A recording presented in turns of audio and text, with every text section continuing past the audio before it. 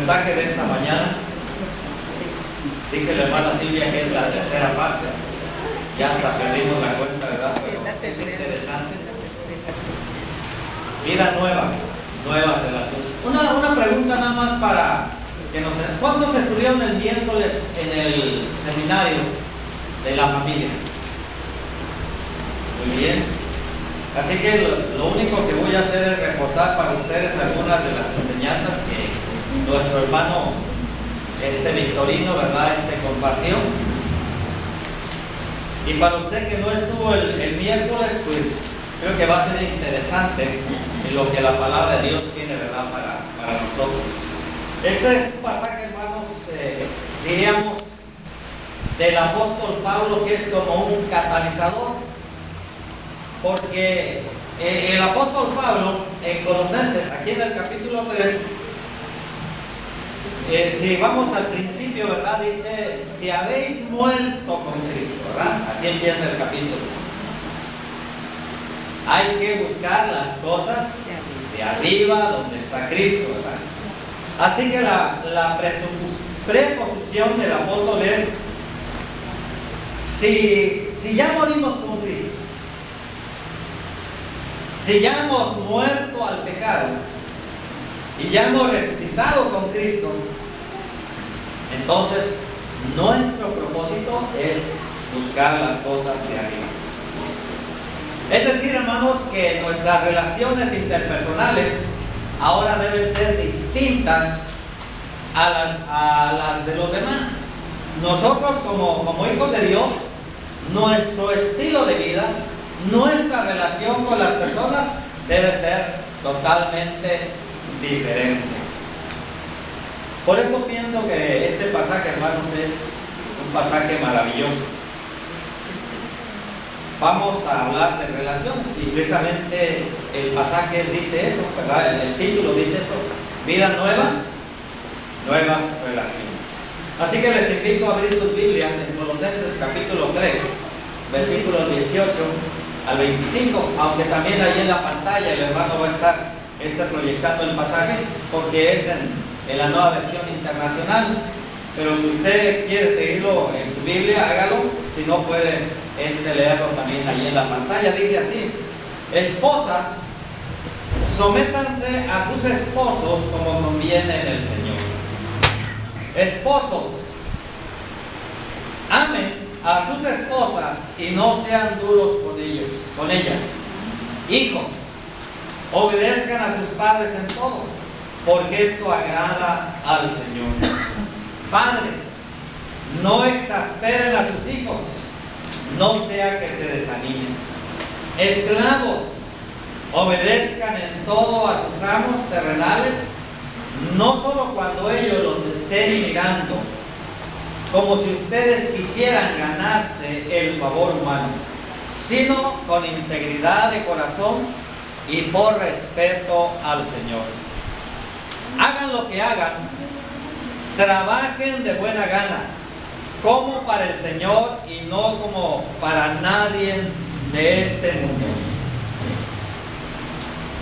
conscientes de que el Señor los recompensará con la herencia. Ustedes sirvan a Cristo Jesús. El que hace mal pagará por su propia maldad, y en esto no hay favoritismo. Amos, proporcionen a sus esclavos lo que es justo y equitativo, conscientes de que ustedes también tienen un amo en el cielo. Hasta ahí la lectura. Que Dios añada bendición. Oremos. Padre, gracias por tu palabra. Y aquí estamos listos, Señor, para que tú nos hables, y esperamos que este mensaje sea un mensaje que llegue hasta nuestro corazón y que llene esta gran necesidad que tenemos en la vida de cada uno de nosotros. Te pedimos pues que uses a tu siervo en esta mañana y nos des el entendimiento y la sabiduría para que podamos entender, Señor, tu mensaje. Te lo pedimos en el nombre de Jesús. Amén. ¿Cómo se supone, hermanos, que tiene que ser la conducta relacional de alguien que dice que es nuevo en Cristo Jesús? Se lo pongo así, ¿verdad? Quizá para que entendamos. ¿Cómo se supone que tiene que ser la conducta relacional de un cristiano? Y cuando hablo de un cristiano me estoy refiriendo a aquella persona que cree en el Evangelio de Cristo Jesús, que cree en el sacrificio de Cristo allí en la cruz, de que Él murió por nuestros pecados, que fue sepultado, que resucitó y que ahora está sentado a la derecha del Padre. Pero no solamente ha llegado hasta ese punto, sino ha ido más allá. Se ha comprometido con Él en el bautismo para recibir el perdón de sus pecados y también recibir el don del Espíritu Santo. ¿Cómo se supone que esa persona, ahora que ha sido bautizada, ahora que ha nacido de nuevo, cómo se supone que debe ser su relación con las demás personas? O sea, ¿cómo debe tratar, verdad, a las personas con quien se relaciona, con quien convive?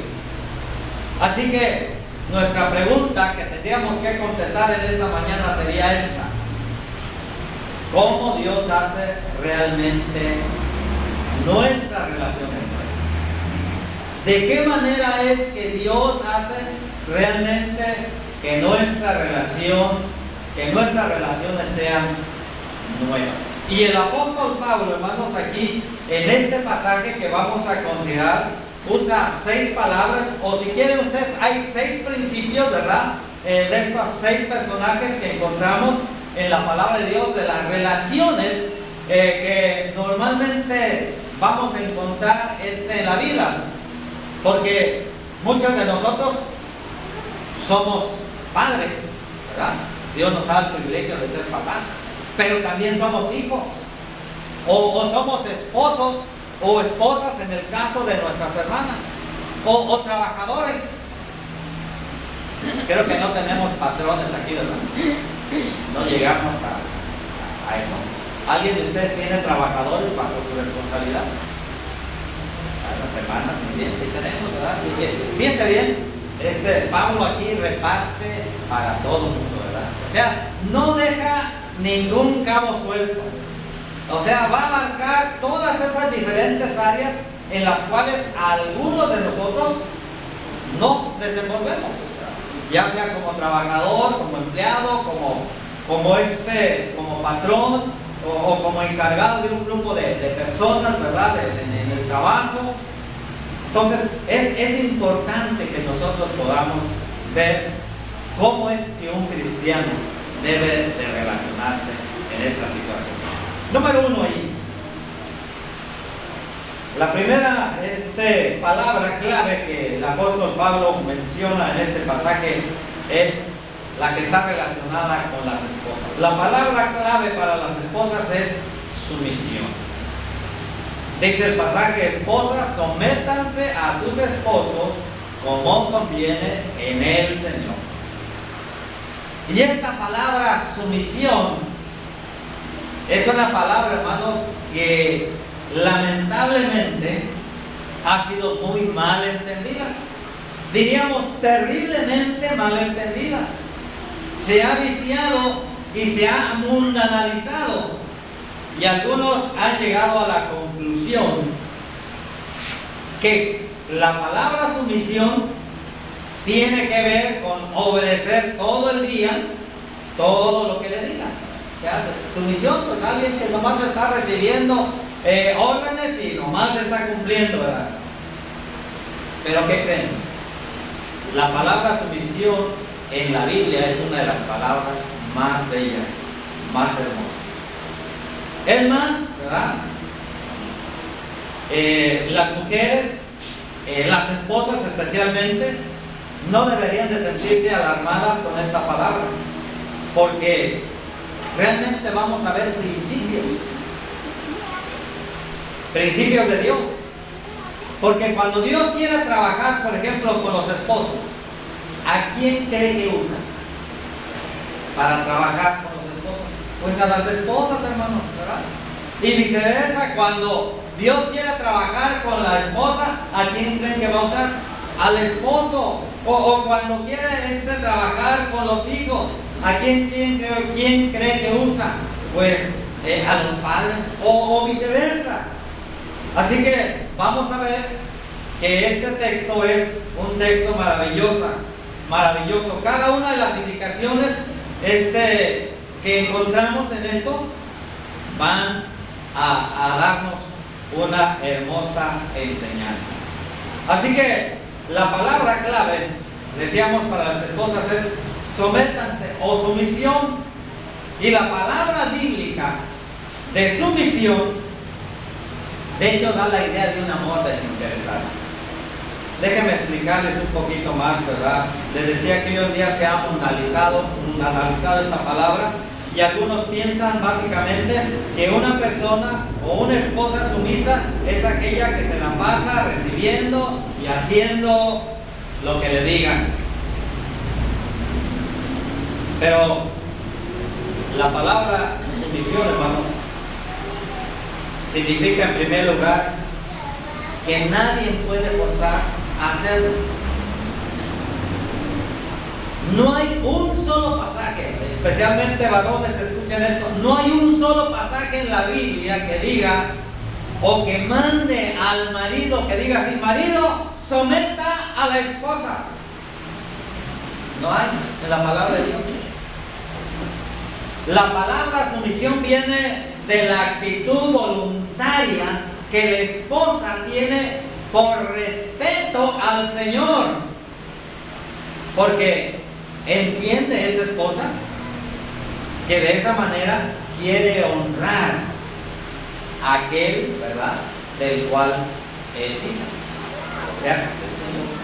Es en base a eso, no en base a que llegue el macho mexicano, ¿verdad? Y aquí mando yo. Y además la Biblia dice que tú debes someterte a mí. Eso no dice la Biblia.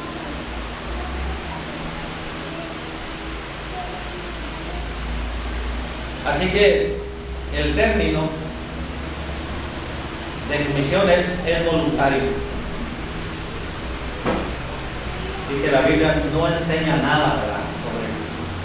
Déjenme decirles o déjenme explicarles un poquito más. Hay 4 palabras, hermanos, para que podamos entender lo que significa o qué es o en qué consiste, ¿verdad?, la sumisión.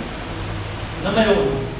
La sumisión, hermanos, no anula nuestra igualdad. Cada vez que la Biblia les dice que deben someterse a otra persona, no les está diciendo que la otra persona sea diferente a ti.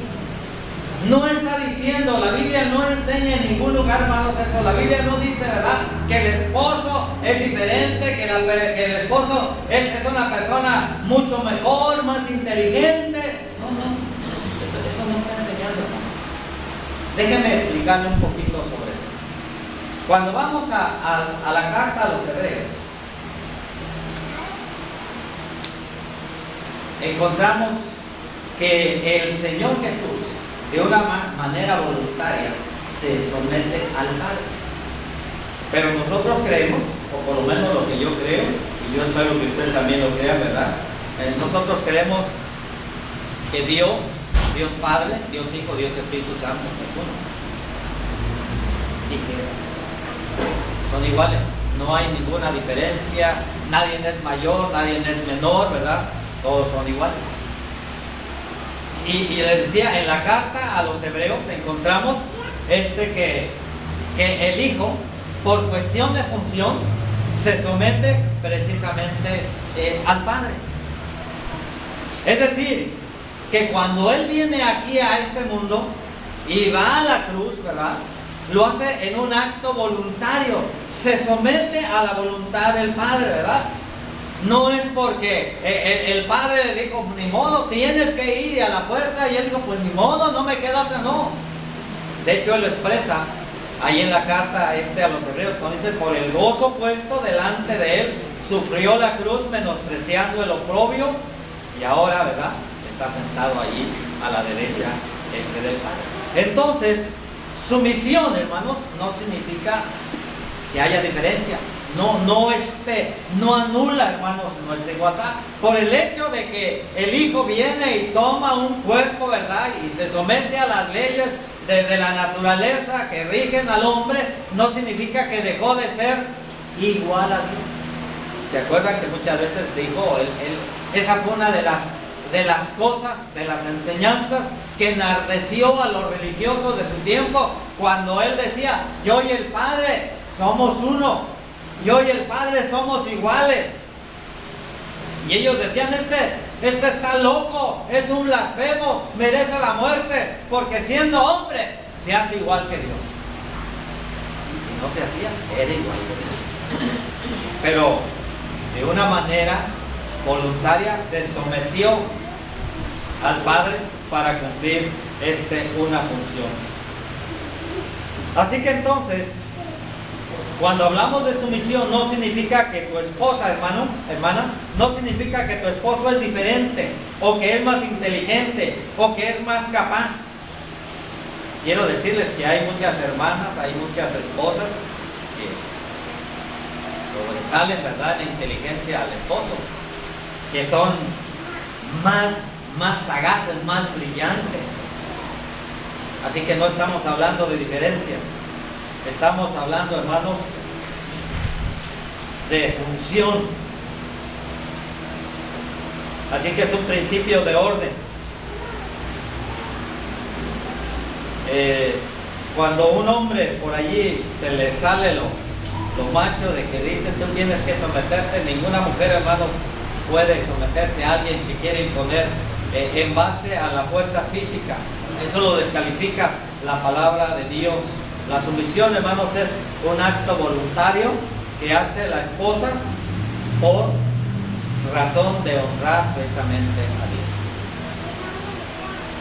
Número 2, todos, óigalo bien, todos debemos someternos a otras personas.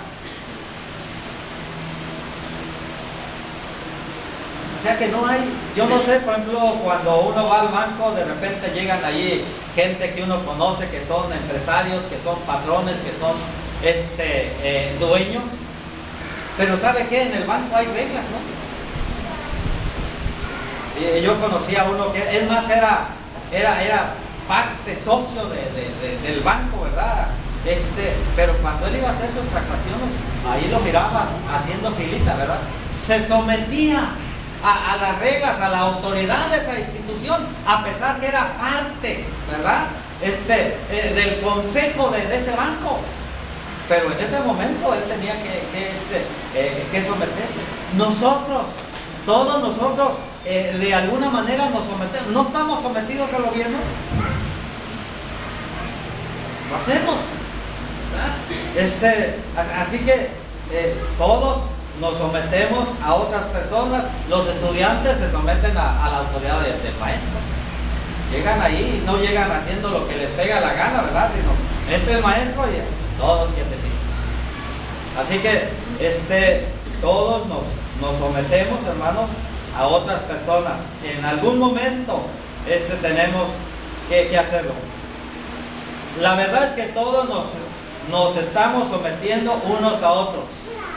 Si lo piensan, por ejemplo, a sus jefes, se someten. Es más, pensemos en las autoridades, hasta los diputados, hermanos, que se supone que son nuestros legisladores, también se someten. Jesús se somete al Padre, los ángeles se someten a Jesús, la iglesia está sujeta a Cristo.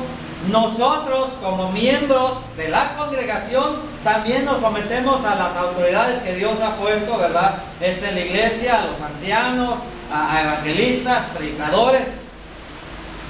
Así que no hay gente más inteligente, ¿verdad?, que aquella que entiende que por cuestiones de función, en su momento, se someten a otras personas.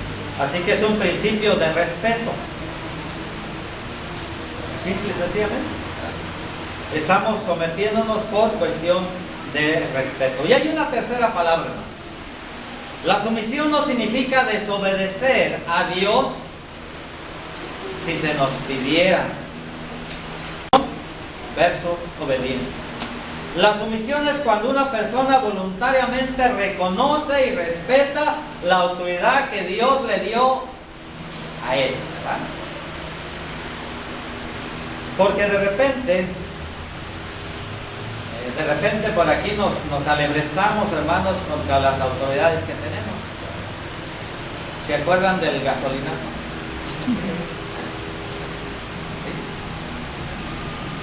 Pero ¿saben qué dice la Biblia? Que nosotros debemos someternos a la autoridad, porque las autoridades son puestas por Dios.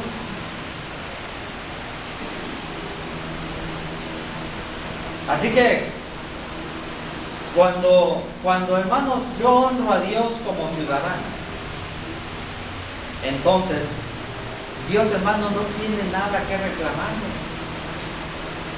¿Por qué? Porque miren, aquí está uno de los principios por qué los cristianos de repente no andamos tan alborotados, aunque hay algunos que son, pues ya lo traen en la sangre, ¿no? Son así, les gusta alborotar las masas, y total, cada quien es responsable delante de Dios.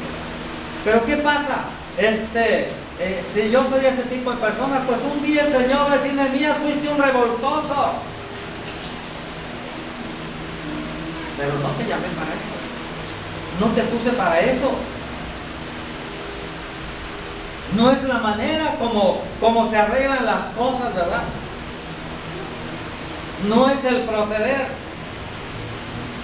Pero ¿qué pasa si nosotros hacemos las cosas como a Dios le gusta? O sea, honramos a Dios con nuestra manera de ser como buenos ciudadanos. Porque recordemos esto, hermanos. Ahorita estamos hablando de sumisión, pero tenemos que hablar de obediencia. El texto dice: esposas, sométanse a sus esposos como conviene en el Señor. Algunos leen diferente. Algunos dicen: mujeres, sométanse a sus esposos.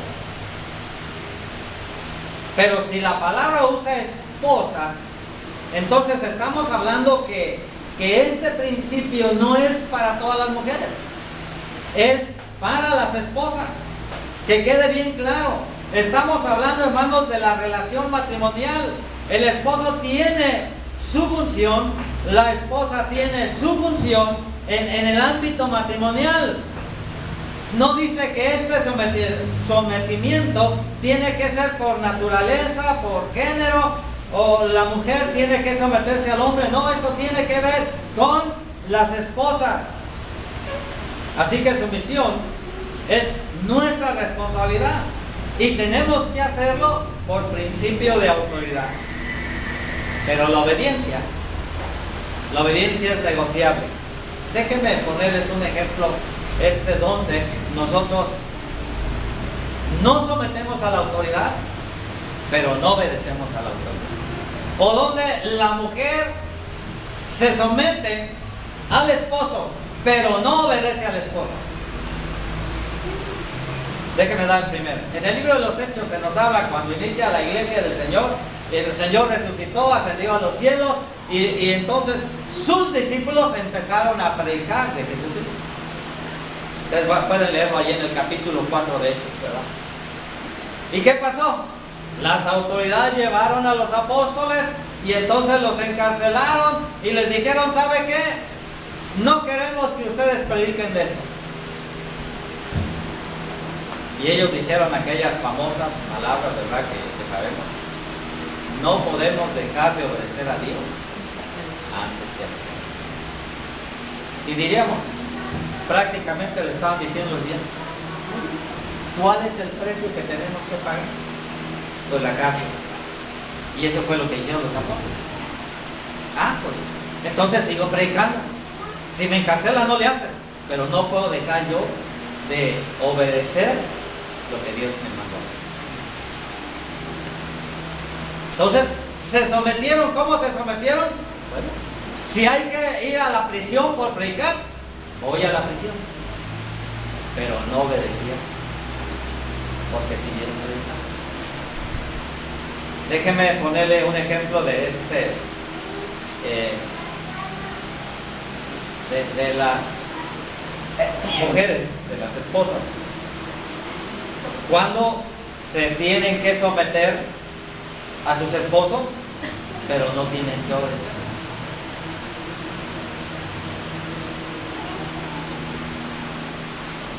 Cuando el esposo o los maridos le piden algo que no es de Dios o que las denigre, eso automáticamente exime a la esposa a obedecer de una manera abierta. Déjenme darles un ejemplo. Quizá es un poquito muy crudo, pero creo que para entenderlo tengo que hacerlo así. Vamos a suponer que la esposa entiende esto de la sumisión, y entonces el esposo empieza a platicar con ella y le dice: oye, ya ves que la situación está un poquito difícil, y no me vendría mal un momentito, una promoción ahí en el trabajo, y además me he dado cuenta que no le eres indiferente a mí. ¿No podrías ayudarme por ahí, a lo mejor un favorcito ahí al jefe, y por ahí logramos que me ascienda y que me dé un nuevo puesto? Y la mujer dice: la Biblia dice que debo someterme y que debo obedecerlo. Pero en este caso no. En este caso la mujer abiertamente puede darle 2 cachetadas, ¿verdad? Y mandarla a volar. Porque esto está en contra de la dignidad.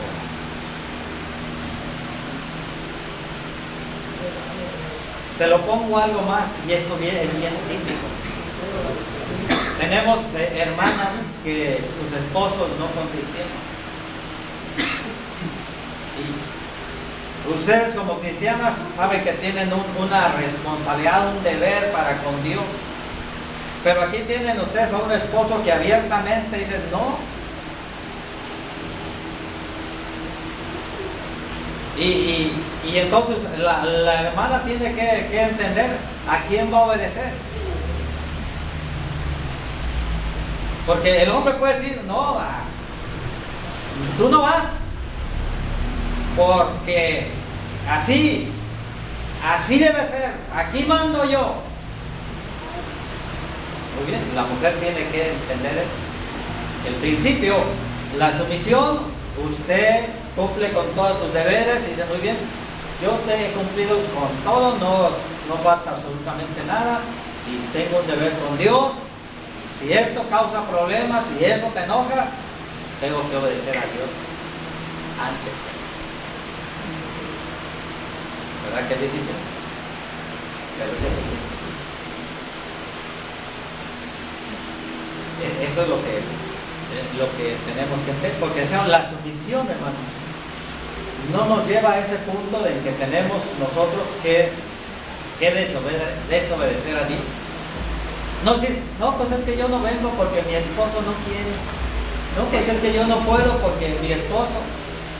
Si las hermanas pusieran sobre la mesa bien las cosas, yo cumplo contigo en todos, entonces esto aquí sí no tiene ninguna autoridad, ¿verdad?, para impedir el que yo sea fiel a mis hijos. Y número 4, la sumisión no se puede imponer. Maridos, cada vez que le digan a sus esposas tienen que someterse a mí, no va a funcionar, porque la sumisión es algo voluntario, jamás forzado, no se puede. Es más, si usted hace eso, va a haber más problemas que armonía. Así que las esposas sométanse a sus esposos como conviene al Señor, dice el texto, ¿verdad? Así que déjenme explicar un poquito más. Hay una frase por ahí que encontré que dice que la sumisión voluntaria de la esposa es el camino para que Dios pueda golpear a su esposo. No sé si sea algo cierto, ¿verdad? Pero déjenme decirle un poquito. Tú eres una mujer que está sometida a la autoridad del esposo. ¿Por qué? Porque así conviene al Señor. Entonces Dios quiere trabajar con tu esposo y Dios va a usar tu sumisión para trabajar con él. Pero si tú te rebelas, si tú eres de las mujeres de la liberación femenil y todas esas cosas, entonces Dios te va a decir, ¿sabes qué? En vez de trabajar con uno, tengo que trabajar con dos. Este principio también lo encontramos en la primera carta de Pedro, en el capítulo 3 de primera de Pedro. Así que tú tienes que decidir, ¿verdad?, cuál es el medio o el conducto por el cual Dios va a trabajar con su marido, con su esposo. Y la segunda palabra clave, hermanos, ya sé que los esposos dijeron que bueno, eso sí me conviene. Vamos con los esposos. ¿Cuántos esposos sabemos aquí? A ver, levanten la mano para que se pongan el casco, hermanos. Ya sé por qué la hermana Dana está hasta allá atrás. Se va a poner feo el asunto. La palabra clave para los esposos es amor. Esposos, amen a sus esposas y no sean duros con ellas. Me queda algo claro, bien claro, que somos diferentes uno del otro. Nomás vean, las hermanas hermosas, los varones horribles. Hasta físicamente, hermanos, somos diferentes. ¿Sí? Vean las manos de las hermanas, bien inclinaditas, lisitas, y vean la de los hombres, áspera. O sea que está bien claro. Por eso es que necesitamos amor y respeto por lo diferente que llegamos a ser en la vida matrimonial, hermanos. Ahora el apóstol Pablo está diciendo, si tú eres una mujer casada, escuchen bien esto, vas a tener que respetar a alguien como nunca en tu vida lo habías hecho. Y para eso cuentas con el poder de Cristo. Y así que si quieres que tu relación matrimonial funcione, hermana, respeta a tu marido. Pero también dice al marido, marido, ustedes van a tener que amar a una persona como nunca en la vida han amado, sacrificialmente. Y no se refiere a la mamá, para aquellos que tienen mamitas, para aquellos que dicen, mamá solo hay una, y mujeres muchas.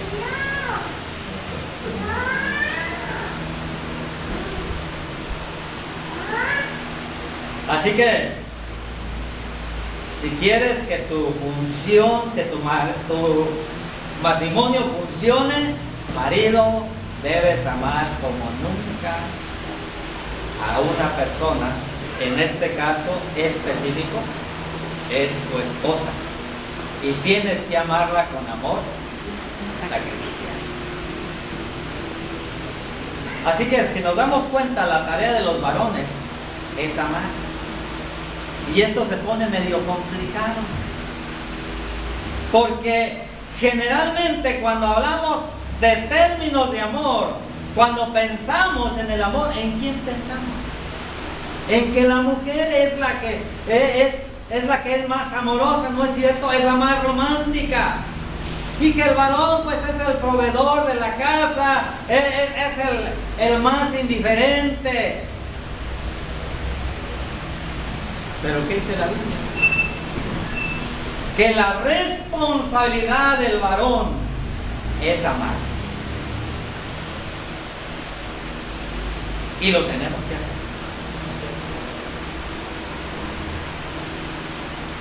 Por eso me gusta lo que dice el apóstol Pablo cuando habla del amor que los maridos deben de expresar.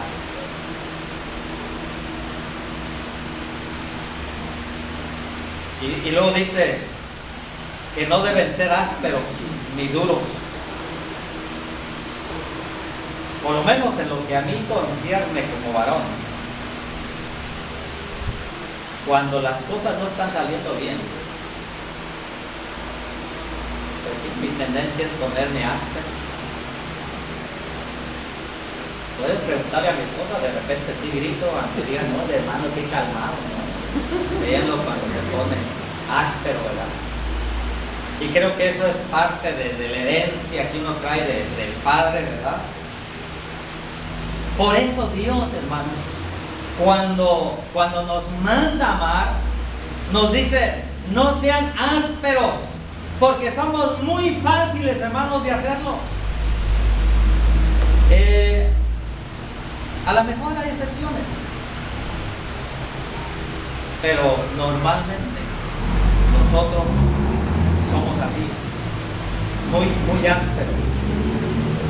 Por eso se nos manda, ¿verdad? Amar y no ser áspero, porque la mujer generalmente en la Biblia se presenta como una figura frágil que necesita mucho cuidado. Así que la Biblia dice que una de las palabras claves para expresar amor es que no seas áspero ni duro. Déjenme contarles un poquito de dos encuestas que encontré por ahí para que nos demos cuenta de lo importante de esto.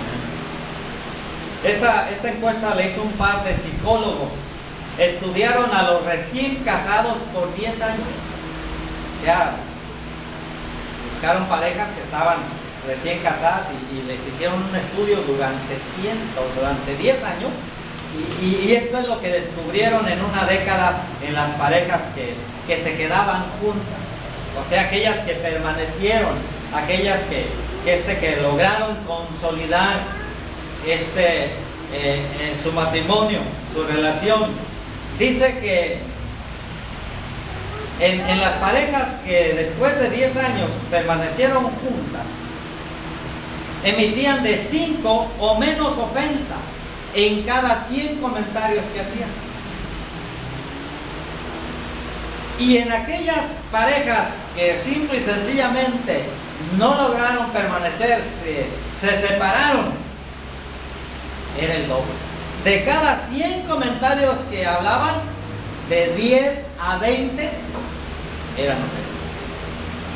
Es interesante, ¿no les parece? Porque esto quiere decir que la manera como tratas a tu esposa va a determinar que ella permanezca contigo y va a volar, se separe de ti. Pero hay otra más interesante, esta me pareció más interesante. Esta la hicieron un equipo de médicos alemanes junto con algunos psicólogos, y el estudio fue basado en aquellos hombres que cuando salen de la casa besan a su esposa, y a diferencia de aquellos que nomás, ay, nos vemos, vieja, ¿verdad? O algo por el estilo, gorda, o como le digan, ¿verdad? Bueno, fíjense bien lo que arrojó en la encuesta. Dice así, ¿verdad? Dice que este estudio descubrió que aquellos que besan a su esposa antes de irse cada mañana a su trabajo perdieron menos su trabajo que otros, se enfermaron menos, tuvieron menos accidentes automovilísticos en el camino y ganaron del 10 al 30% más de ingresos mensuales. Vivieron cerca de 5 años más que aquellos que salieron de su casa y simplemente nomás decían, ay, nos vemos, o a veces ni siquiera dicen esto, porque ya ven que hay Hay de todos en la viña del Señor. Esto es científico, esto es un estudio bien documentado por la ciencia para entender, ¿verdad?, que la tarea del varón y de la mujer, primero, que la mujer fue diseñada para dar amor cuando recibe amor.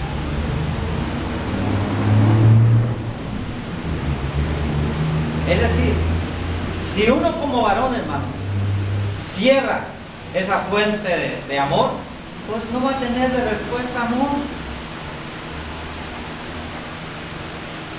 Déjenme contarles una pequeña historia. Va un hombre en el desierto, sediento, y mientras va a caminar, se encuentra con un pozo de agua. Y dice, ay, al fin ya estoy aquí deshidratado, ¿verdad? Agua, se acerca al pozo y se da cuenta que allí al lado hay una jarra con agua llenita. Agarra la jarra, y cuando agarra la jarra ve que también hay un letrero, y el letrero dice así: el agua del recipiente es para que mojes la goma de la bomba del pozo. Pon el agua sobre la goma que está reseca por el desierto y podrás sacar todo el agua que quieras. Pero al hombre le vale, no le importa. Se toma la jarra, pero se queda con sed y empieza a bombear y no sale nada, porque la indicación era que mojar precisamente la goma para que pudiese bombear y va a salir todo el agua que necesita. Pasa mucho con nosotros los varones, pasa mucho con los esposos, y esto generalmente como que si nos cambian el chip en el momento que decimos ante el juez: sí, acepto a esta mujer como única y legítima esposa, porque cuando despertamos a la mañana siguiente, después de la noche de boda, nuestra esposa se encuentra con un total desconocido. Y no solamente en lo físico, sino también en el trato. Y queremos que las esposas nos amen, pero las esposas no nos van a amar a menos que nosotros las amemos, porque fueron diseñadas para dar amor cuando reciben amor. Ahora entiendes por qué tu esposa es así. Por ti. No le eches la culpa a nadie. Eres tú el responsable de que tu esposa sea así, indiferente contigo, de que sea así, rebelde contigo.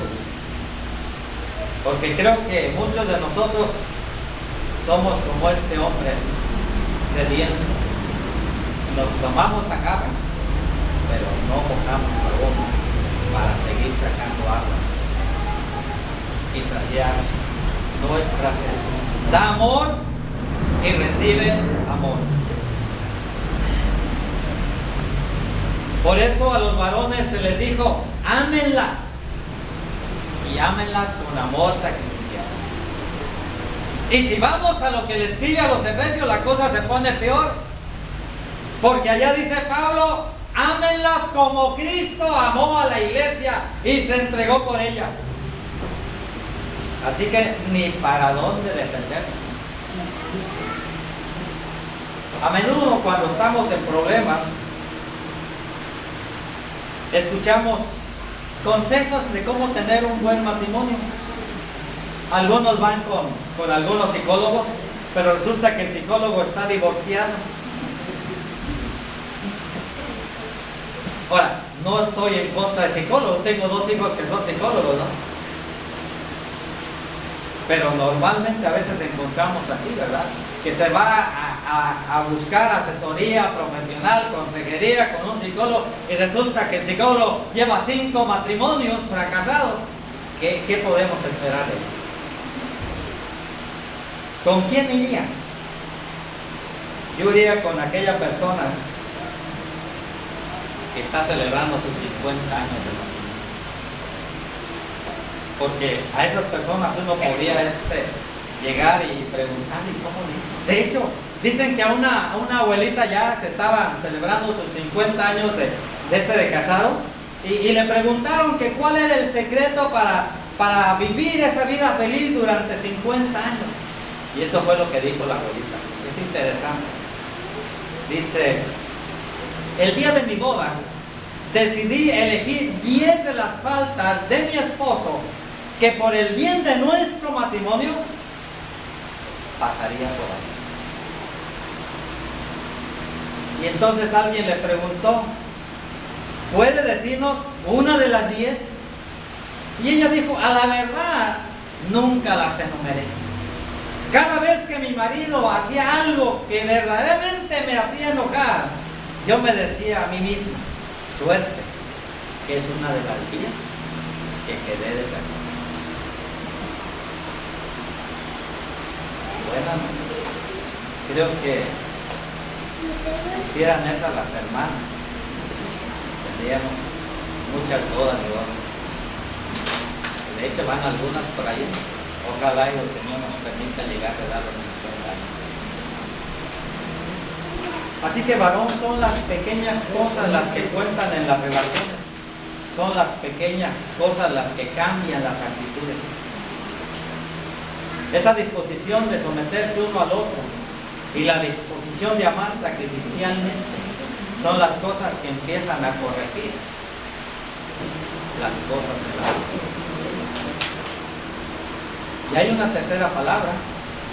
La palabra clave es para los hijos. Hijos, obedecer. Dice la palabra: hijos, obedezcan a sus padres en todo, porque esto agrada al Señor. ¿Saben qué significa la palabra obedecer en griego? Significa escuchar debajo de. Y esto tiene razón de ser. Porque el papá normalmente es más grande que el hijo, ¿no? Entonces el hijo está, digamos, abajo, escuchando lo que dice el padre. Pero hay algunas implicaciones que vale la pena ver. Padres, si queremos que los hijos nos obedezcan, tenemos que escucharlos, o tienen que escucharlos. A veces allí está nuestro problema, un problema de comunicación. A veces decimos que o los mandamos a hacer algo, ¿verdad? A ver, ¿quién va a sacar la basura? Y cuando uno va, ya van los chamacos todos con sus teléfonos, ¿verdad? Bien entrados. ¿Qué no oyeron? Y así como que se despertaron, ¿no? ¿Qué decir? Entonces, tenemos que entender bien eso. Muchos padres, hermanos, no están haciendo lo posible para que sus hijos los escuchen. Si los hijos no escuchan, según la palabra, o la definición de la palabra obedecer, pues no pueden obedecer, hermanos, lo que no escuchan. De allí la importancia de sentarnos como familia, de sentarnos con el hijo, de platicar, de dialogar, de estar bien seguros de que nos están oyendo, que están entendiendo, hermanos, lo que les estamos mandando, lo que les estamos diciendo. Ahora, pero si usted es el típico papá que está ahí también en la sala con el control, oiga, ¿qué cree? Entonces el problema también está con usted. Todos hemos tenido conversaciones en las que no nos escuchamos. Y hoy es tan común, hermano. En la casa hay un silencio. Están todos los hijos, la mamá con sus redes, también el papá, los hijos.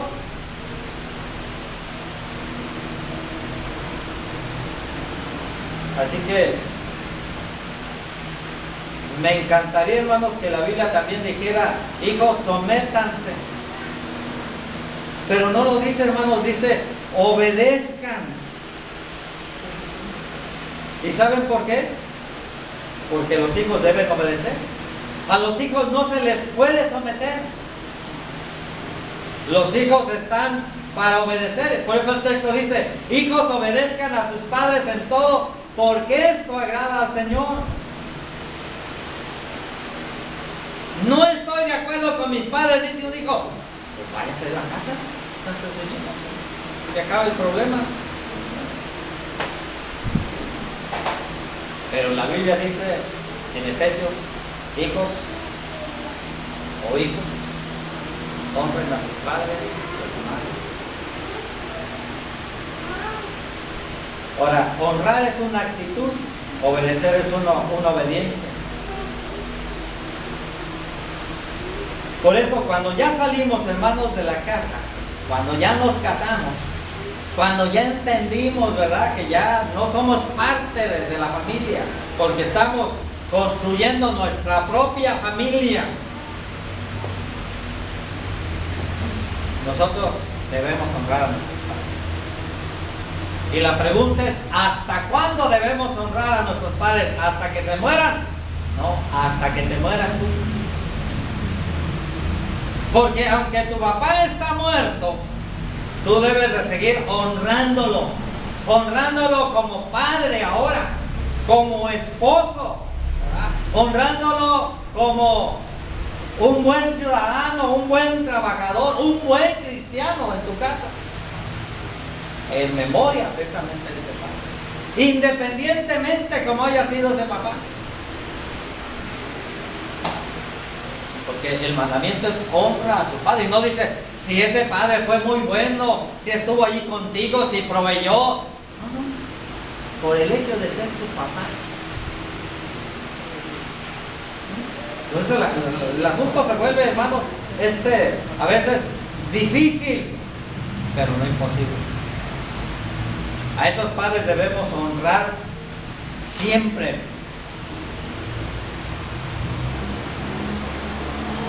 Pero no siempre debemos obedecer. Aquí otra vez está la diferencia. A los padres hay que honrarlos siempre. Mientras tú estés con vida, la palabra de Dios demanda que debes honrarlos. Pero no siempre podemos obedecer. Déjeme decirle, imagínese usted que está ve a quién faltó. Y usted le marca, oye hermano, no le miramos en la reunión, lo extrañamos. Y luego que de allá le conteste, ay, es que mi mamá no me dejó. Oye hermano, pero usted no está casado. Sí, pero es que mi mamá me dijo que hoy no debería de ir.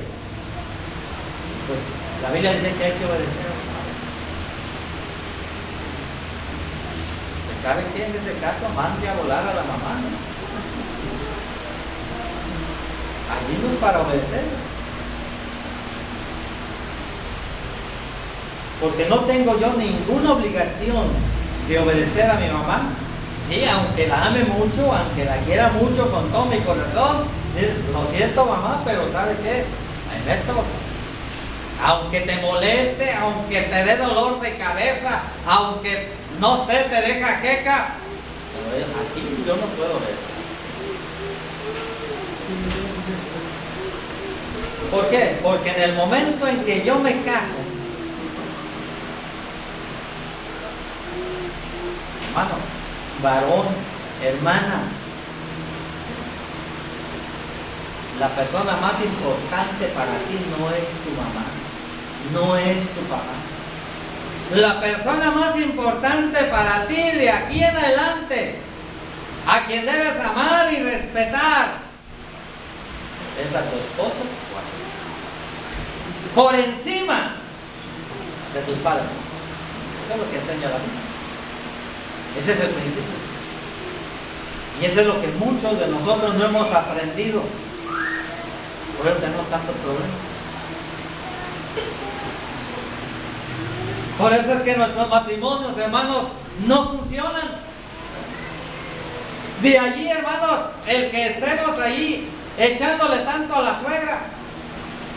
Pero no son las suegras, somos los hijos. Que no entendemos ese principio que está bien claro. Desde que el Señor establece el matrimonio, lo dice así: por tanto dejará el hombre a su padre y a su madre y se unirá a su mujer y serán una sola carne.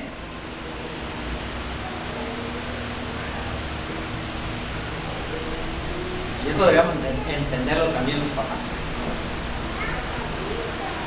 Mijita, te casaste, mijito, te casaste, órale, ráscate con las uñas. Llora ya con tu esposa. Yo hice lo que me tocaba. Ya te crié, ya creciste, órale, así vas a crecer.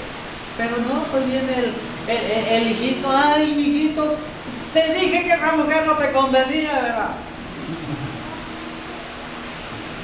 Es la mujer que tú escogiste. Y si te sujetas a los principios que tiene la palabra de Dios, no tendrás por qué ir a llorar con tu mamá. Así que no podemos obedecerlo, hermanos. Es el orden bíblico que Dios, hermanos, nos dejó en su palabra. Y se evitaría todo ese problema de mamitis y papitis que tenemos tantas veces y que nos ha hecho tanto daño. Dicen los expertos que el verbo obedecer aquí está en tiempo presente continuo allá en el idioma griego, y eso significa que debemos de orar, debemos de obedecer en todo tiempo.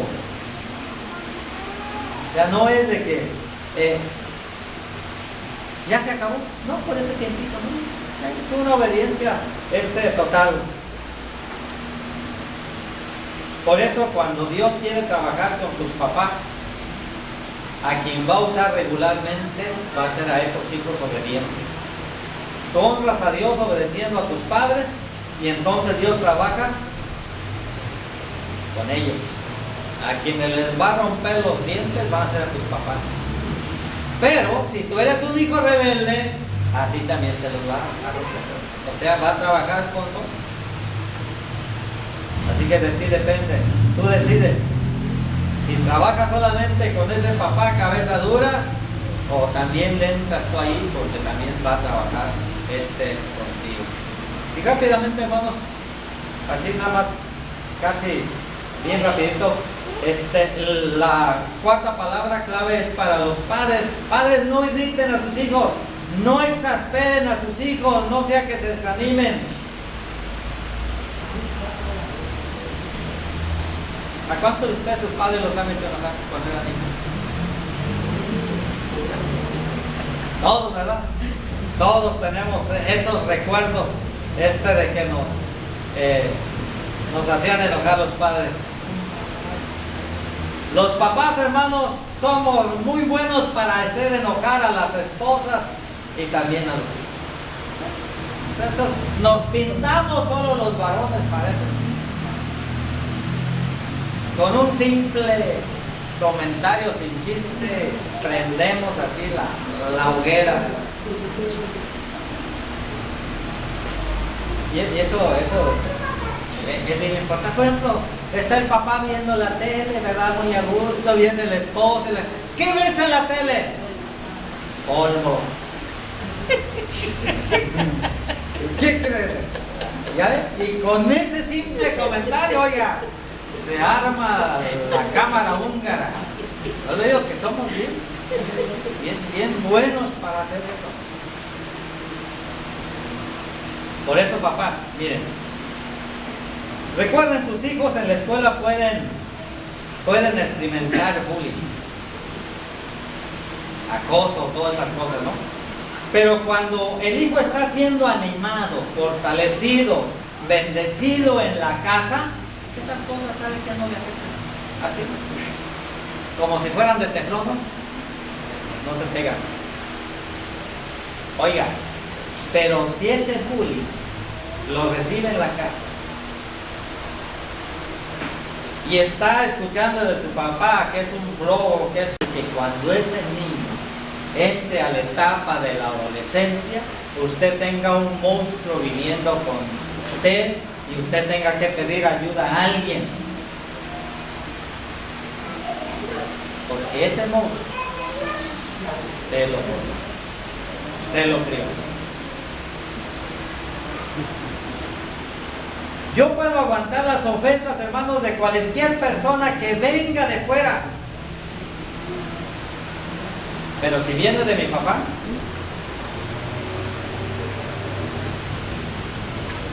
eso me deja marcado para toda la vida. Es más, muchos de nosotros, algo que dijo el papá, algo que hizo el papá cuando éramos niños, ahí está. Y todavía lo recordamos, y cuando lo recordamos todavía nos duele. Por eso, déjenme mencionarles, no me voy a detener para que acabemos esto. Hay 3 acciones que irritan. Hay más, pero que irritan a los hijos. Número 1, no los insultes. No insultes a tus hijos. Es triste, pero a menudo los insultos más grandes que recibimos en la vida no vinieron de allá afuera, del maestro, del empleado de la tienda, de la esquina, no. Vinieron precisamente del maestro. Número 2, no los ignores. Hoy en día, hermanos, estamos, como decía, hay papás, hermanos, que nos enviciamos en las redes y viene el hijo y nos pregunta algo, no estés dando lata, ve allá con tu mamá, ve la tele. ¿Saben por qué les compramos tablets a los hijos? ¿Saben por qué les compramos celulares? Nueva generación. Porque cuando ellos quieren algo y nosotros, toma. No los ignoren. Número 3. Esto es bien común si trabaja el papá, la mamá y no pasa tiempo con los hijos. No sea complaciente con ellos. De alguna manera hay un sentido de culpabilidad en los papás que no pasan tiempo con sus hijos, de darles todo lo que quieran, todo lo que piden, cuando los hijos lo que realmente quieren es que les escuchemos, que les amemos, que les demos importancia.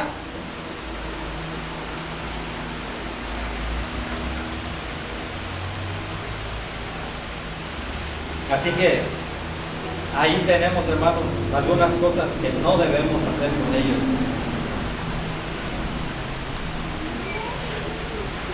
Porque la Biblia dice que no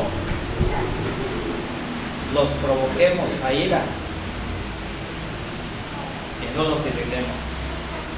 Y hay una quinta palabra, en 2 minutos queremos terminar, que tiene que ver con los trabajadores, con los empleados.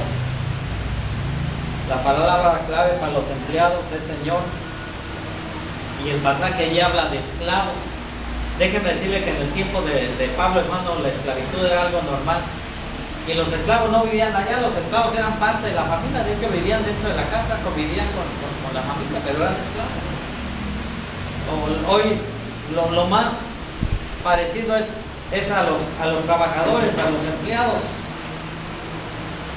Así que un empleado, especialmente cristiano, fíjense bien, esto es bien importante. Por eso la palabra clave es Señor. Un empleado, ¿a quién debe tener en la cabeza? O sea, cuando llega a trabajar, ¿a quién debe tener en mente? ¿Al gerente? ¿Al supervisor? ¿A su jefe inmediato? No. Debe tener en mente al Señor. Está ahí para trabajar, ni para ese gerente, ni para ese supervisor. Está para trabajar para Dios. El trabajo lo va a hacer para la honra y gloria de Dios. Por eso a los cristianos se les hace bien difícil ser deshonestos, ser irresponsables, llegar tarde, irnos antes de tiempo, llevarnos algunas cositas por allí que decimos a fin que este patrón le sobra dinero. no es parte de lo que te toca a ti. Tú debes de trabajar para el Señor. Cuando tú llegas ahí, si no está tu jefe, tu hora de entrada es a las 8, tú llegas a las 8, haces tu trabajo, aunque no esté, tú sabes qué tienes que hacer. Es muy fácil, no va a llegar el jefe. Nos echamos las últimas, ¿verdad? Platicadas aquí, listo, feliz de la vida, y si no viene mejor, ¿no? A ti como cristiano no te toca eso. Porque tu jefe sí llegó, tu jefe allí está. Por eso debe tener en mente al Señor en su trabajo. Y hay una última, hermanos, así rápido, la palabra clave para los empleadores, o sea, para aquellos que tienen gente bajo su autoridad, es provisión. Tienes que proveerlos.